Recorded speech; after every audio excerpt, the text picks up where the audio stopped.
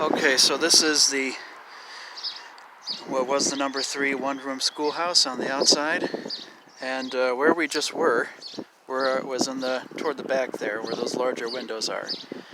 These are steps that were put in later on to try to sort of create a new entrance to it. It's not really working out now, obviously. Those are the original front doors now, or not the original front doors. These are the newer front doors. Originally, this place would have had one door here and another door there. On this side, by the entrance to the downstairs, there's a blocked up doorway right there. So they obviously took some material, blocked that off, redid this side for the confession booth area, or the receiving area where the door is too, another door, and they put in this singular set in the middle here. Now this might have been done a little earlier anyways, even before this was made into a church, for simplification or something. Because even schoolhouses change over time, but still.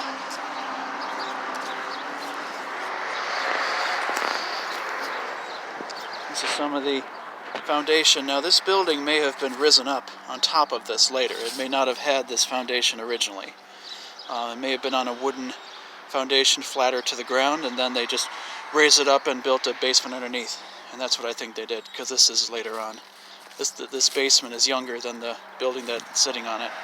And you can tell the layers of modification. You can see the original siding here, which was layered over with like a perma brick, covering, and then eventually with this siding here. Unfortunately, this is the hole that has formed, and you can see inside there.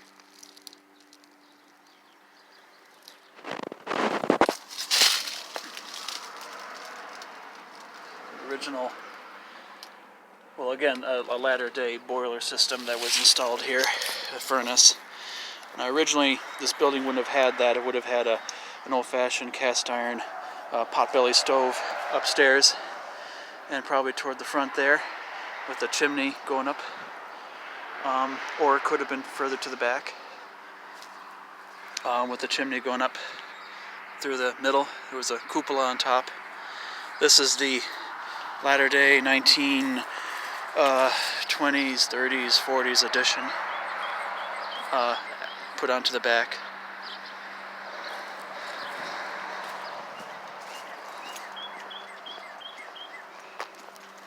That's a kind of garage here off the back there. Again, probably put on by the 30s or so, 20s or 30s. This is the wide view of it.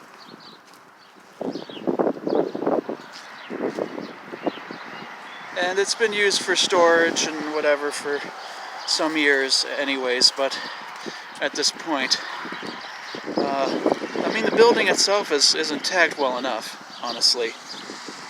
It got the roof on it, still very good. It should have gotten gutters, though. It was about to get gutters, and when the work stopped several years ago, hence why you see the foundation damage. So this has been more of a 3D experience for you guys who have always been kind of curious about what this building is or was. And again, if you're seeing this now, it's probably because this thing has been demolished or redone one way or the other, but I just don't want people being in here. Look at the original wood, by the way. Look at those beams. Those are obviously native. It's obviously native wood, or and they installed those.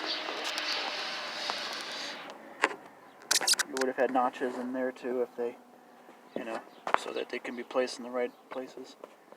Those are the original mid-1800s beams there, intermixing with the newer flooring from years later. Because if it ain't broke, don't fix it. Those are steps that were put in later on. They're not original to the building probably, but they, obviously because they're concrete, but these are side steps.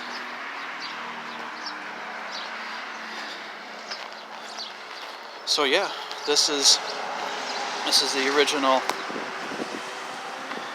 and the number 3 one-room schoolhouse. Let's hope that eventually it's picked up and preserved. I mean, there are floor joists underneath that were installed later on to support it from underneath. So even though the foundation's fallen in right there, the building's actually itself is still in pretty good shape. Really, when you see what I've seen and so forth. But it doesn't have forever, and it hopefully it'll get taken care of soon. We'll see. But let's remember it as it was anyways. This is Justin Higner, Town Historian. This is March 15th, 2021.